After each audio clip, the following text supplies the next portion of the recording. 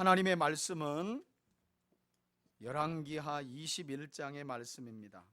1절부터 9절까지 함께 합독하도록 하겠습니다. 므낫세가 왕이 될 때에 나이가 12세라 예루살렘에서 55년간을 다스리니라. 그의 어머니의 이름은 헵시바더라.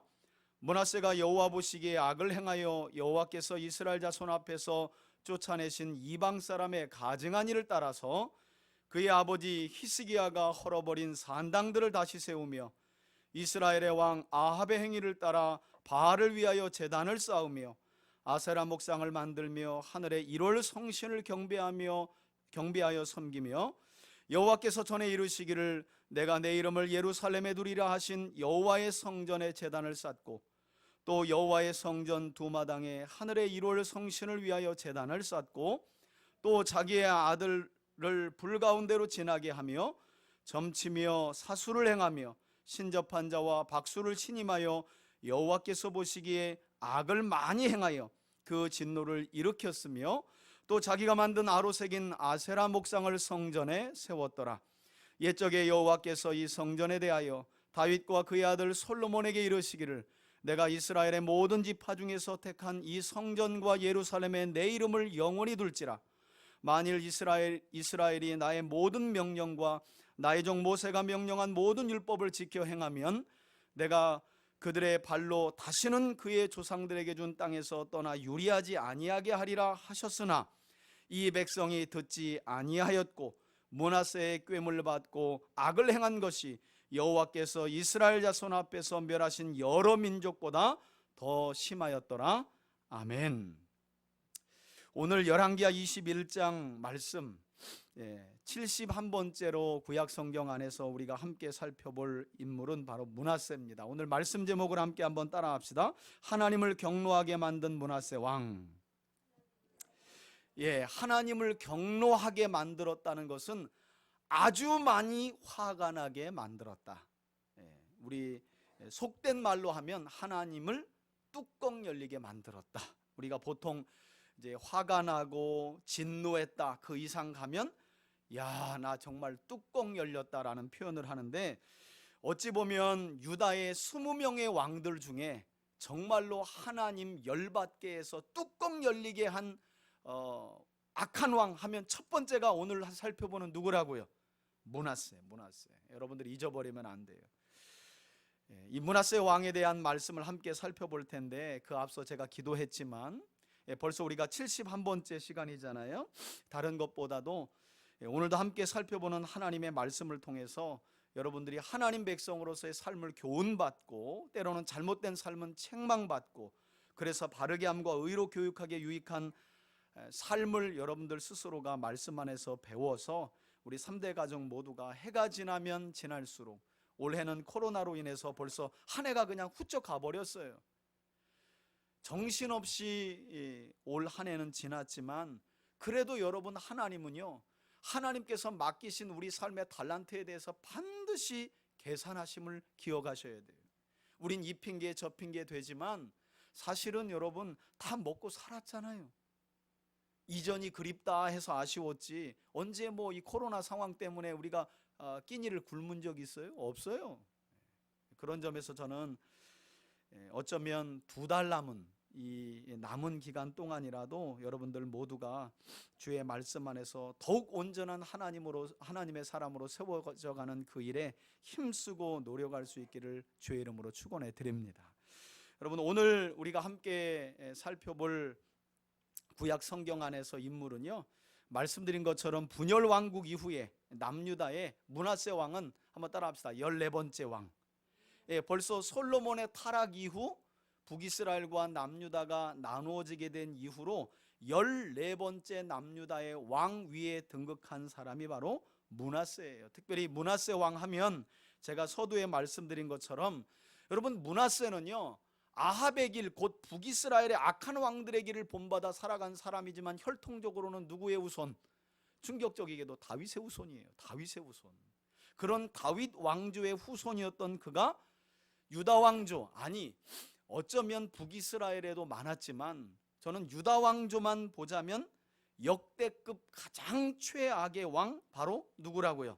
므낫세다. 역대급 가장 최악의 왕 하면 바로 므낫세 왕이라는 거예요. 그럼에도 불구하고 므낫세 왕 하면 기네스 기록을 하나 가지고 있어요. 뭐냐면 유다 왕조들 중에 최장수로 유다를 통치한 왕이기도 해요. 신기하죠?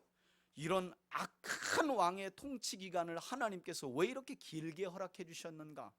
열왕기하 21장과 역대하 33장을 보면 그 이유를 조금 우리가 이해할 수 있는데요, 이래저래 온갖 악을 저지르다가 결국 하나님께 크게 매를 맞고 포로로 끌려갔다가 결국 므낫세 왕이 회개하고 돌이키고 새로운 삶을 사는데 아마도 하나님께서 그 기간을 조금 더 지켜보셨던 것 같아요.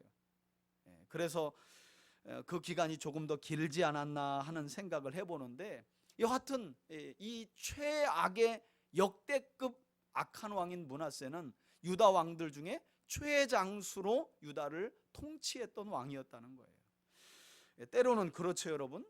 저런 악인은 빨리 좀 우리 어른들 말로 되졌으면 늘 우리 어른들이, 아니 목사님, 아니 도대체 김정은 같은 저런 놈들은 왜 이렇게 오래 사는 거예요? 이 김일성, 김정일, 김정은, 이 세습, 이 악인들은 또 잘 병도 안 걸려. 하는 일마다 또 잘 되는 것 같고.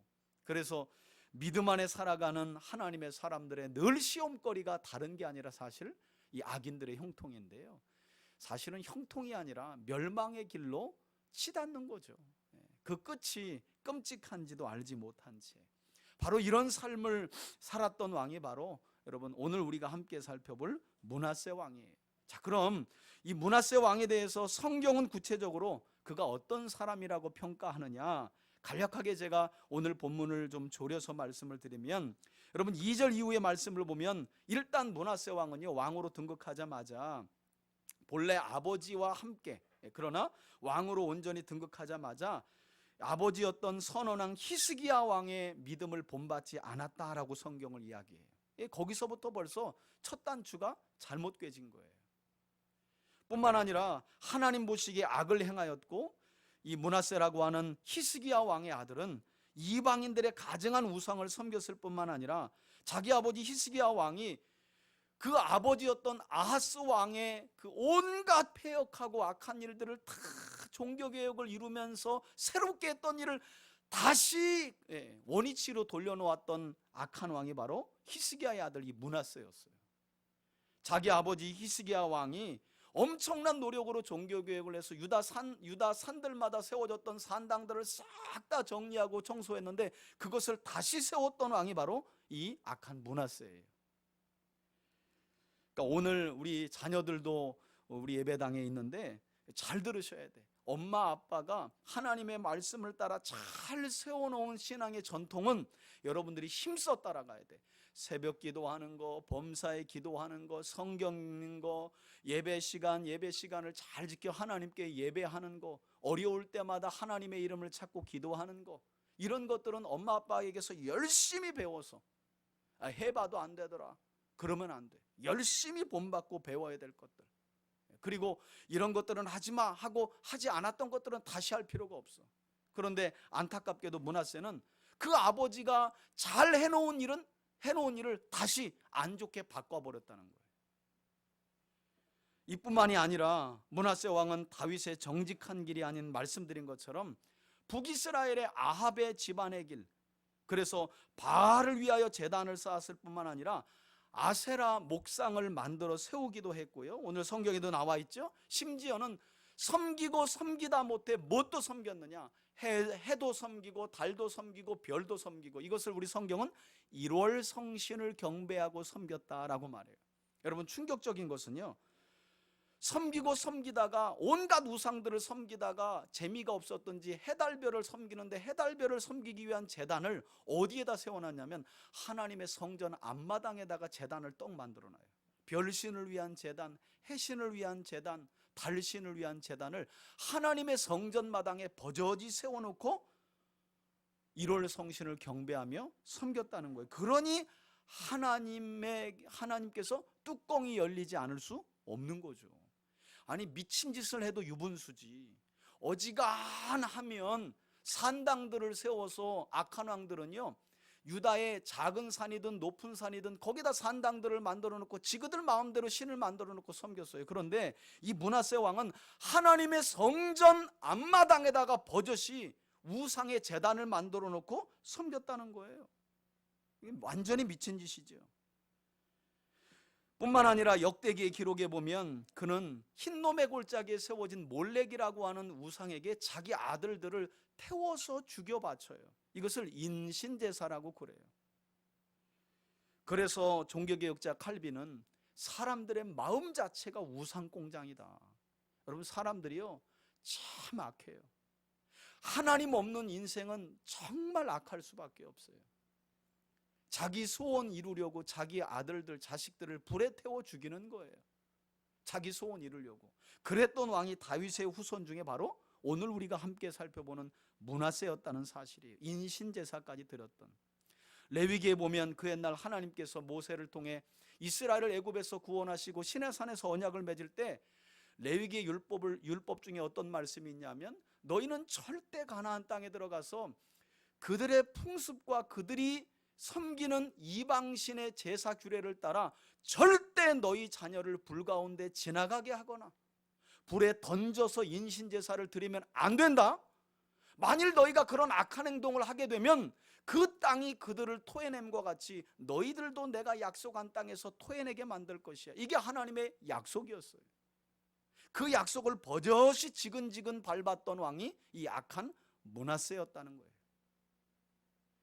여러분, 이것이 끝이 아니고요, 역대급 최악의 왕이었던 므낫세 왕은 그의 죄를 여기서 멈추지 않고 어떤 죄악도 저질렀다고 하느냐, 특별히 백성들을 조장해 가지고 온갖 사술과 마술 그리고 무당들, 신접한 자들을 신임해 가지고요 온갖 우상들을 섬기도록 장려했다는 거예요. 이런 부분이 바로 왕으로서 자격이 없다는 내용이죠. 여러분, 므낫세라고 하는 이름의 뜻이 뭔지 아세요? 므낫세라는 말은요, 잊게 하는 사람, 또 다른 말로 하면 망각하게 하는 자예요. 아니나 다를까 므낫세 왕은 다윗의 후손으로 유다의 왕이 되었지만 이스라엘 백성들로 하여금 하나님을 뭐하게 하는 자의 삶을 살았다는 거예요. 잊어버리게 했다는 거예요. 그게 므낫세라는 이름의 뜻이에요. 아니, 하나님을 기억하게 하고 하나님의 말씀을 따라 살아가는데 본이 되어야 될 왕이 백성들로 하여금 하나님을 망각하게 하고 하나님을 잊게 하는 데에 앞장을 섰던 왕, 그 못된 왕이 바로 므낫세예요. 그 이름의 뜻에 이미 달려있어요. 성경을 보는 재미 중에 하나가 그거예요. 지명이 스토리에 상당히 재미난 이야기를 첨가하고 있고 이미 사람의 이름이 이 본문에 나오는 스토리에 아주 중요한 주제 역할을 하고 있어요. 그래서 므낫세 하면 그 백성들로 하여금 하나님을 어떻게 한 사람? 잊어버리게 한 사람. 므낫세라는 이름의 뜻이 그거니까. 그러면 므낫세의 55년 통치는 벌써 우리가 기억을 쏙 할 수 있는 거죠. 여러분, 하나님께서 출애굽 이후에 모세를 통해 신명기의 말씀, 유언과도 같은 신명기의 말씀을 주실 때 17장 보면 14절 이후에 왕의 규례가 나와 있어요. 앞으로 장차 너희가 왕정 시대를 맞이해서 이스라엘 중에 왕을 세울 때는 이런 규례를 따라하라. 그 중에서 어떤 말씀이 끄트머리에 있냐면 왕은 하나님의 말씀인 율법을 자기 옆에 두고 제사장들에게 항상 율법을 힘써 배워가며 필사하라. 그래서 백성들로 하여금 왕의 삶을 뭐하게 하라고요? 본받아 살아가게 하라. 그러면 그 왕의 왕위가 영원할 것이다 라는 게 하나님의 약속이었어요. 이게 왕의 규례예요. 왕의 사명이 그래요. 전쟁만 잘하고 백성들을 잘 다스려 재판만 잘하는 게 왕의 삶이 아니라 그 모든 삶이 하나님의 말씀을 쫓아감으로 백성들에게 귀감이 되는 거. 그런데 므낫세는 그렇게 하지 않고 오히려 백성들로 하여금 하나님을 어떻게 잊게 만들었다는 거예요. 자꾸 하나님의 하나님의 이미지를 유다 땅에서 다 지워버리는 거예요. 하나하나 지워가는 거예요. 그런 하나님을 망각하게 하는 삶을 이 악한 왕이 살았다는 거죠. 저는 그런 면에서 이 므낫세 왕의 삶을 조명하는 이 시간, 우리 3대 가족들 모두가 여러분들 가족에게든지 아니면 여러분들 주변 사람들에게든지 여러분들 스스로가 하나님을 잊게 하는 삶을 살지 않기를 바라요.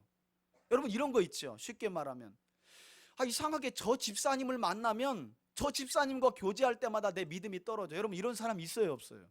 있어요. 이상하게 저분 교회 다닌다고 하는데 그래서 어울렸는데 이상하게 예전 믿음만 못한 삶으로 자꾸 내 삶이 끌려가. 있어요.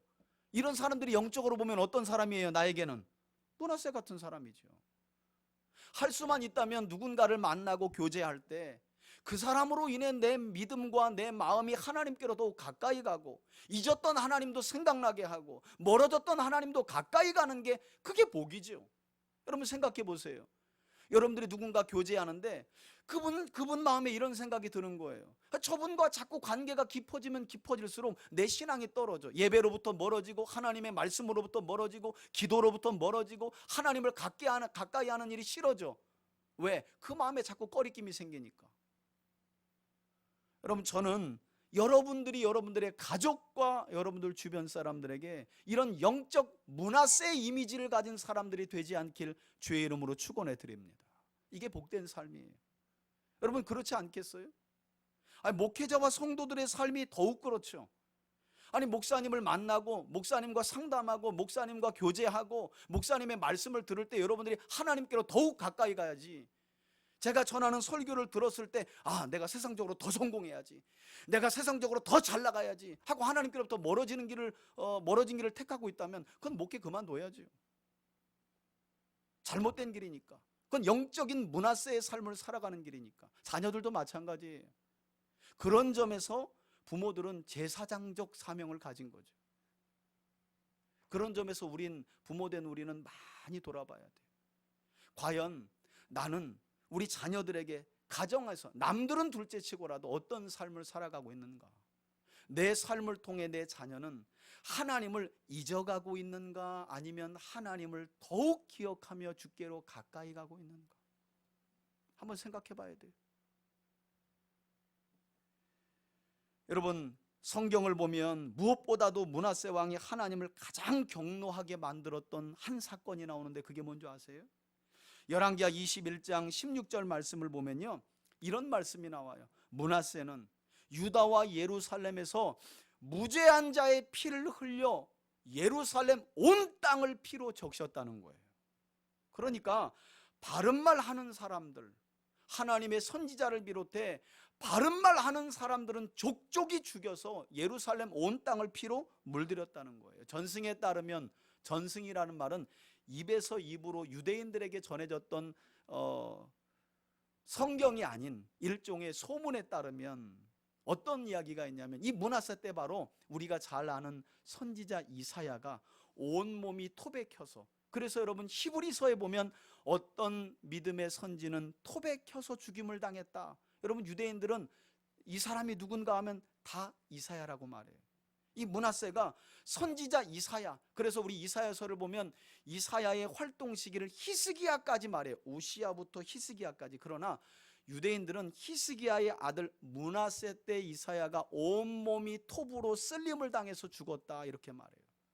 그래서 심지어는 열왕기하 이제 2장 넘어가면 23절에 요시야라고 하는 역대급 선한 왕이 등장했음에도 불구하고 하나님께서 므낫세 왕이 행한 그 극악무도한 죄악으로 인해 바벨론에 의한 유다의 멸망을 돌이킬 마음이 없으셨다. 여러분 이 정도로 하나님을 열받게 하고 뚜껑 열리게 했던 왕이 누구였다고요? 바로 므낫세였어요. 므낫세.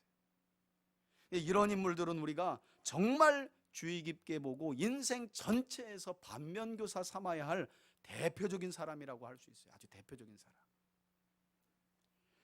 여러분 이 때문에 하나님께서는 모든 선지자들을 통해서 성경을 보면 므낫세에게 여러 선지자를 보냈다고 말씀하고 있고, 특별히 어떤 말씀을 하셨느냐, 이런 정말 온갖 패역한 짓을 저지르며 하나님을 진노하게 만들었던 므낫세의 죄악 때문에요, 하나님께서는 결국 우리 21장 12절에도 나와 있지만 어떤 진노를 예언하셨느냐 하면, 듣는 자들마다 두 귀가 쟁쟁하게 울릴 만큼 끔찍한 재앙을 유다와 예루살렘에게 내리시겠다 이렇게 말씀하세요. 그리고 얼마 지나지 않아 므낫세 통치 때 이 예언의 말씀이 그대로 이루어집니다. 어떻게 이루어지느냐, 아시리아 제국이 군대를 이끌고요, 숫자적으로 보면 히스기야 때를 이어서 제3차로 유다와 예루살렘을 공격하게 되는데, 이때 예루살렘과 유다를 쑥대밭으로 만들고 수많은 유다 사람들을 포로로 끌고 가요. 이때 누구도 끌려가요?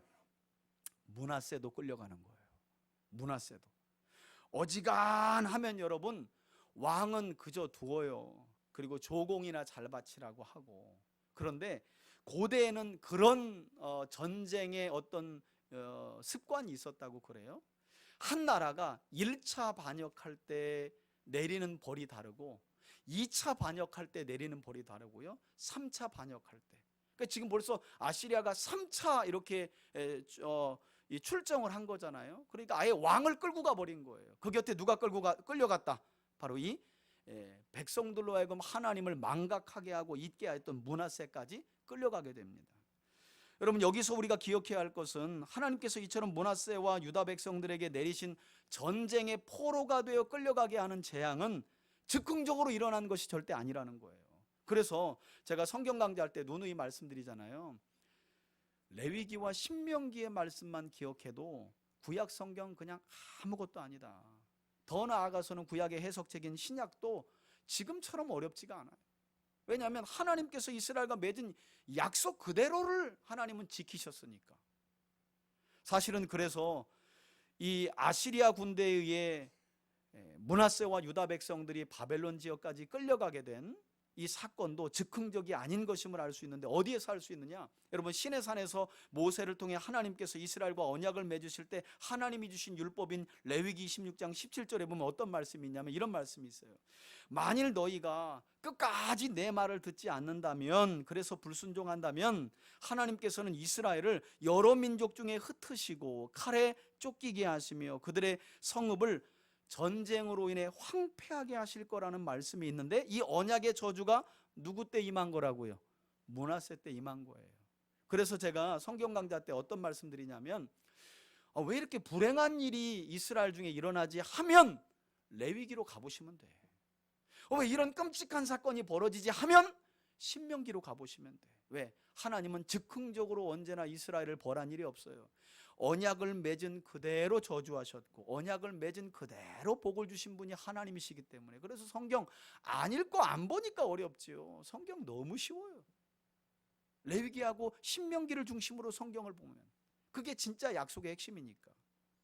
그래서 이 언약의 저주가 바로 이 하나님을 망각하게 하고 잊게 하였던 므낫세 통치 때 그대로 임한 거예요. 사실은 그 언약의 저주가 기록된 내용도 보면 이렇게 하지 않을 때 7배를 더하여, 이렇게 하지 않을 때 7배를 더하여 라고 하는 언약의 저주 거의 끄트머리에 이 내용이 나와요. 그러니까 하나님이 참을 만큼 참으셨다는 것을 뜻하기도 해요. 자, 그럼에도 불구하고 그래도 천만다행인 것은 오늘 본문인 열왕기하 21장에는 선지자적 관점에서 왕들을 책망하는 내용이기 때문에 그런 내용이 없지만, 동일하게 므낫세 왕의 행적을 기록하고 있는 역대하 33장을 보면 이 므낫세 왕이 마침내 온갖 패역한 일로 하나님을 망각하게 하는 죄악을 저지르다가 아시리아 군대에 이끌려 포로로 끌려가서야 어떤 회개를 일으켰다고 놀라운 사실을 고백하고 있느냐. 역대하 33장 10절 이후를 보면요, 비로소 므낫세는 아시리아 군대에 의해서 포로로 끌려가서야 그 자리에서 환난당하면서 하나님을 찾기 시작했고, 성경에 보면 그가 겸손한 마음으로 하나님께 기도하기 시작했다. 여러분, 우리가 역대하 7장 14절의 말씀 기억하잖아요.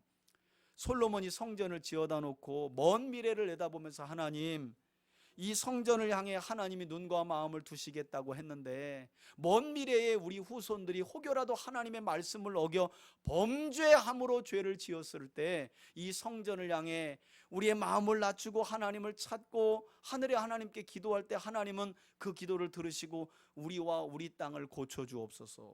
여러분, 아니나 다를까 그 약속이 므낫세에게도 그대로 적용돼요. 그러니까 이런 게 사실은 하나님의 크신 자비와 은혜죠. 이렇게 못된 왕은 기도도 듣지 말아야 되는데, 그죠? 그래야 우리 마음이 좀 시원하잖아. 이런 못된 놈은 끝까지 아무튼 개고생을 해봐야 되는데, 그래도 하나님의 사랑이 얼마나 크시면 이 므낫세가 포로로 끌려가서 아이고 하나님 잘못했어요, 용서해 주세요 하고 겸손한 마음으로 하나님을 찾자 역대하 33장 13절 이후에 보니까 여러분 이 기도를 하나님이 받으셨을까요? 안 받으셨을까요? 여호와께서 므낫세의 기도를 들으사 그래요. 참, 이런 놈은 아주 그냥 정말 진작에 죽여도 우리 속이 시원찮은데 하나님께서 그의 기도를 들으시고 또 응답하셔서 어떻게까지 응답하시냐면 아시리아 왕으로 하여금 므낫세를 다시 유다로 돌려보내게 하세요. 그리고 왕 위에 올랐다고 성경은 이야기해요. 여러분 이런 일이 하나님이 개입하지 않으면 일어날 수 있는 일인가요? 포로로 끌려간 왕을 다시 유다로 돌려보내서 왕 위에 세워요. 여러분 그래서 정말 중심으로 통회하고 자복하고 회개하는 것이야말로 이전 그 이상의 삶으로 돌아가는 가장 지혜로운 비결이에요. 많은 경우 우리는 고난을 만날 때 그냥 집중하는 게 빨리 이 고난을 어떻게 해서든지 지났으면, 울고불고 떼쓰면서 자기 삶을 돌아보며 뭐가 잘못되었는지, 어떤 삶이 하나님을 화나게 만들었고 때로는 하나님의 마음을 빈정상하게 만들었는지, 어떤 삶이 하나님의 말씀을 벗어난 세상 사람들과 똑같은 삶을 살았는지, 그래서 그 삶을 돌이켜야 하는구나, 이런 과정을 싫어해요. 주님 왜요? 이래놓고 빨리 이 문제 해결해 달라는 거예요. 그러니 문제가 길 수밖에 없지요. 저는 인류가 겪고 있는 이 코로나의 상황도 이런 회개가 온 교회를 통해 있어야 하지 않을까. 아니 일반인들도 지금 회개하고 자복하고 있잖아요. 야, 우리가 자연을 너무 무시했다, 너무 인본주의적으로 자연 생태계를 파괴하고 무시했다. 여러분 교회가 아니라 이런 회개와 각성이 세상 사람들에게 먼저 일어나고 있다는 것에 대해서 저는 충격을 받지 않을 수 없어요. 교회는요 그냥 빨리 기도하는 거예요. 여호와여 빨리 이것도 확산도 멈추고 그냥 코로나도 없어지게 하옵소서. 뭐 때문에 하나님께서 이런 일을 이끄시고 이런 재앙을 허용하시는지 거기에는 관심이 없어요. 그냥 빨리 기도하면 된다. 므낫세의 행적을 살펴보면 우리가 그런 삶도 우리 삶 안에 돌아볼 수 있는 거죠. 여러분 이렇게 므낫세 왕은 바벨론의 포로로 끌려가서야 회개하고 돌이켜서, 성경은 더 놀라운 이야기를 우리에게 해주고 있는데 그렇게 유다에 돌아와서 왕위에 올라가서야 성경은 뭐라고 했냐면 그때서야 므낫세는 여호와가 하나님이신 줄을 알았더라. 등신.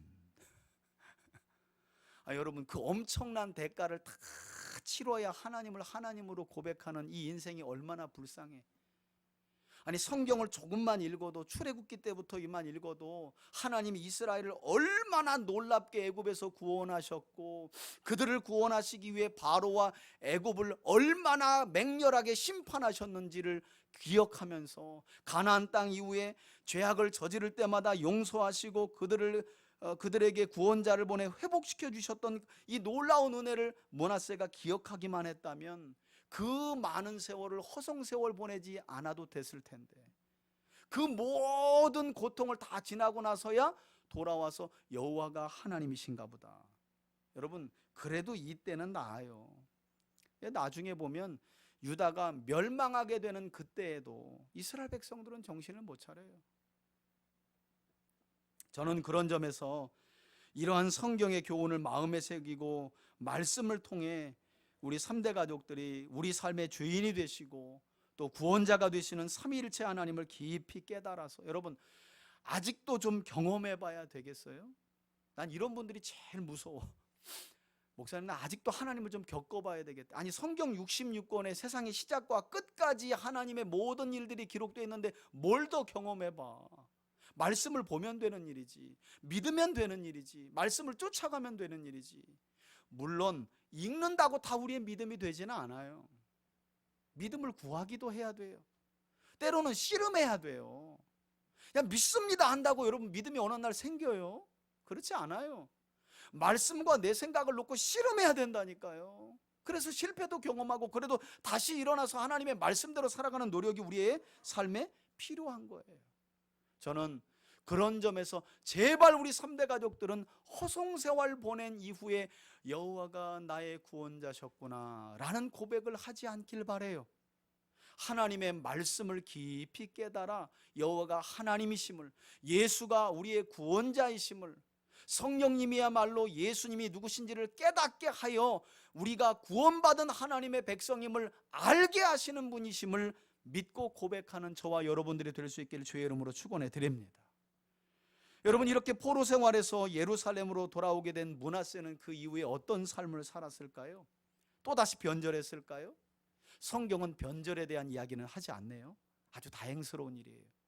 다만 역대하 33장 14절 이후에 보면 그는 다시 돌아와서 유다의 성읍들을 견고하게 세우고요, 제일 잘한 일은 뭐냐면 그동안 그가 아시리아 군대에 의해 바벨론 지옥의 포로로 끌려가기 전까지 섬기고 경배했던 이방신들과 우상들을 여호와의 성전에서 싹 다 갖다 다 버렸다는 거예요. 할렐루야. 보통은 이럴 때 박수도 치고 그러더만 뭐 어차피 내가 치운 것도 아니고 뭐 내가 받을 상도 아니니까 뭐 다 이렇게 앉아있는 것 같아. 여러분, 너무 잘한 일이잖아요. 이 정도 돼야지. 그래, 우리 요셉이가 박수를 아주 점잖하게 치네, 이렇게 예배 방해 안 되게. 여러분, 이런 돌이킴과 회개가 있어야지 진짜 돌이켰다고 할 수 있잖아요. 이렇게 해도 금방 변질되는 게 우리 인생인데, 더 나아가서요, 므낫세 왕은요, 하나님의 성전 앞에 세워놨던 모든 우상들을 싹 다 청소한 것뿐만 아니라 백성들에게 명령을 합니다. 앞으로는 여호와만을 섬길 것이고 너희는 화목제와 감사제를 여호와께 드리라. 할렐루야. 여러분, 이런 놀라운 회복과 변화가 므낫세에게 있었다는 거예요. 안타까운 사실은 이처럼 혹독한 고통의 세월을 보내고 므낫세가 다시금 유다의 왕위에 섰지만 므낫세는 이제 자신의 왕위를 이어받게 될 아몬에게는, 이제 므낫세를 이어 다음 왕이 되는 사람이 15번째 유다의 아몬 왕이거든요. 아몬에게는 이 회개하고 돌이켜 만난 하나님을 어떻게 했을까요? 전수하지를 못해요. 그래서 아몬 이야기가 나올 때 성경은 뭐라고 하느냐? 아몬은 그의 아버지 므낫세가 회개하고 돌이켜 만난 하나님을 버리고 더욱 하나님 앞에서 죄악을 범했다라고 말해요. 여러분, 오늘 이렇게 우리가 므낫세 왕에 대한 말씀을 함께 나누었는데, 저는 이 므낫세 왕의 행적을 살펴보면서 좀 가장 충격적인 사실은 사실 뭐였냐면, 여러분, 이제 이런 이야기는 성경에 기록되어 있지 않지만 생각해가면서 성경을 읽어야 돼요. 여러분, 므낫세가 12살에 유다의 왕위에 오르잖아요. 그러면 이 므낫세가 언제 태어났는지를 가늠할 수 있어요. 므낫세는요, 히스기야 왕이 죽을 뻔한 병에 걸렸다가 하나님께 기도하여 15년 더 생명을 연장받았을 그 기간에 태어난 거예요. 왜? 12살에 왕위에 올랐으니까. 그러니까 어떤 면에서는 그래서 어떻게까지 심하게 말씀하시는 분이 있느냐? 하나님께서 히스기야에게 너 이제 그만 삶을 정리하고 가자 했을 때 뭐 해야 되는데, 가슴은 이 극악무도한 못된 것이 안 태어나는데, 그것도 전승에 따르면 더 재미있는 이야기가, 여러분, 이 므낫세의 어머니가 헵시바잖아요. 헵시바는 사실 이 히스기야의 아내였다가 부정한 짓으로 인해 왕비의 자리에서 쫓겨난 여자예요. 이 쫓겨났던 헵시바를 히스기야가 병에서 낫고 나자 첫사랑이 그리웠는지 그 부정한 여인을 데려와서 다시 동침하고 그 사이에 누가 태어난 거예요? 역대급 하나님을 망각하게 하는 므낫세가 태어나 버린 거예요. 그래서 어떤 분들은 그러니까 하나님이 가자고 할 때 가지 괜히 15년 살아남아 가지고 이런 괴물 하나 태어나게 하냐고 또 히스기야를 욕하는 분들도 있더라고. 그건 좀 과장된 거예요. 뭐 히스기야가 그러려고 아들 받겠어요? 여러분, 자녀날 때 내가 요번 자녀는 역대급 아주 최악의 하나님을 진노하게 만드는 놈을 만들어 봐야지, 이렇게 하고 자녀를 갖는 부모가 세상에 어디 있어. 히스기야도 그러진 않았을 거예요. 그런데 한 가지 추측해 볼 수 있는 건, 히스기야가 죽을 병에 걸려서 다시 낳고 난 이후에 히스기야는 옛날 믿음을 잊어버렸어요. 바벨론 사신에게 예루살렘의 모든 귀한 것들을 자랑할 때부터 허영이 들어갔고 교만이 들어갔고, 심지어는 그것 때문에 이사야 선지자에게 책망받았더니 뭐라고 말해요? 이런 재앙이 제가 살아 생전에는 없다고요? 할렐루야. 뭐 나 때만 아니면 되지. 이렇게 느슨해졌을 그때에 누가 태어나는 거예요? 그러니까 여러분, 조심하셔야 돼요. 저는 예전에 자녀를 갖게 될 때 남편과 아내가 조금 더 정결하고 성경도 안 읽던 거 열심히 읽고 예배도 더 참석하면서 그런 중에 자녀를 갖고 이거 약간 미신도 아니고 그런 거 뭐지라고 했는데 설득력이 있어.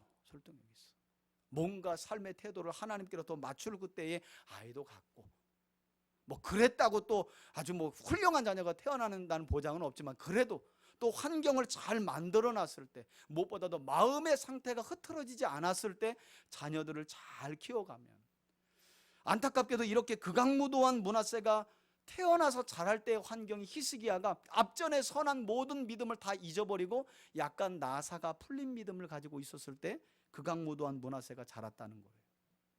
어떤 점에서는 히스기야의 책임이기도 하죠. 저는 그런 점에서 우리도 한번 돌아봤으면 좋겠어요.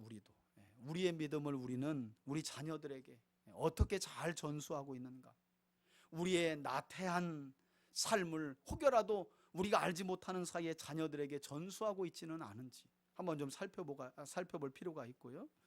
또 하나는 제가 말씀드렸지만 이 므낫세의 행적을 우리가 기억하면서 나는 과연 다시 한번 내 삶을 통해 가정과 내 이웃과 심지어는 교회 안에서 누군가에게 하나님께로 더 가까이 가게 하는 역할을 하고 있는가, 잊었던 하나님을 떠올리게 하는 역할을 하고 있는가, 아니면 나 때문에 믿음을 떨어뜨리고 있는가, 망각하게 하고 있는가.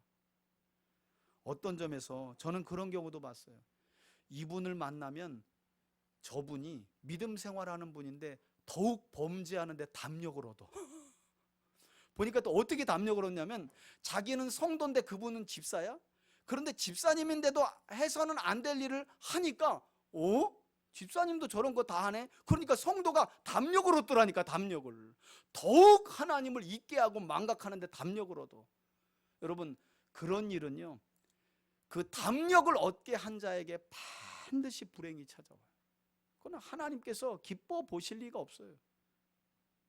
저는 그런 점에서 다시 한번 오늘 이 말씀을 듣는 우리 3대 가족들의 삶을 통해서 여러분들의 자녀가 하나님을 잊고 망각하는 삶으로 갔다가도 우리 엄마 아빠를 보면 내가 이렇게 하면 안 되지. 저는 그런 일도 많이 들어요.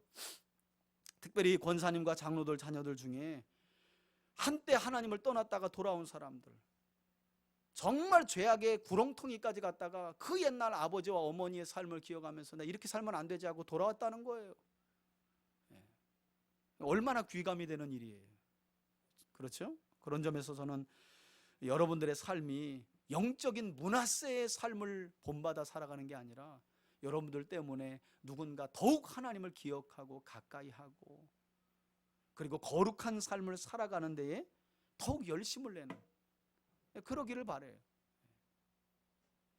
그리고 무엇보다도 우리 3대 가족들은 므낫세 왕처럼 죄악을 즐기고 마시다가 결국 혹독하고 불행한 삶을 다 치르고 나서야 아이고 여호와가 하나님이시구나, 예수가 나의 구원자이시고 심판주이시고 유일하신 하나님이시구나 라는 사실을 나중에 가서 깨닫고 회개하고 돌이키는 삶이 아니라 오늘처럼 하나님의 말씀을 매일매일 대하고 읽고 듣고 배워가면서 말씀이 깨닫게 하시고 알게 하시는 하나님을 여러분들 마음에 잘 새기고 그분만을 마음과 뜻과 힘을 다해 경외하고 섬김으로 여러분들의 삶이 앞으로도 더욱 복된 삶을 살아갈 수 있기를 예수님의 이름으로 축원해 드립니다. 이제는 우리 주 예수 그리스도의 은혜와 하나님 아버지의 사랑과 성령의 교통하심이 므낫세의 행적을 기억하며 바른 믿음, 신실한 믿음을 자녀들에게 전수하기를 결단하고 또 부족하고 연약하지만 나의 믿음을 통해 누군가를 주께로 더욱 가까이 이끄는 그 일에 헌신하기로 결단하며 무엇보다도 진리의 말씀을 바르게 알고 듣고 배우고 믿어 여호와가 하나님이심을 매일의 삶 속에 고백하고 또 그분의 말씀에 순종하며 살아가기를 소원하는 우리 교우들 머리머리 위에 이제로부터 영원토록 함께 계실지어다. 아멘.